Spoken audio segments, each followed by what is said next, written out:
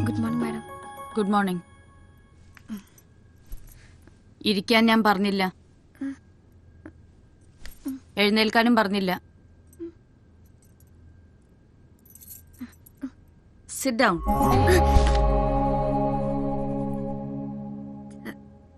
Sorry madam.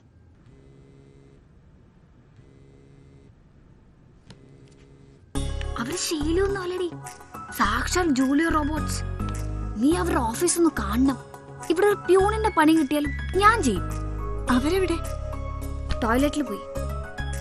ഞങ്ങള് ലഞ്ചിന് വെളിയിൽ പോവാ, താജില് ബുഫേ. എന്താടി ജോലി?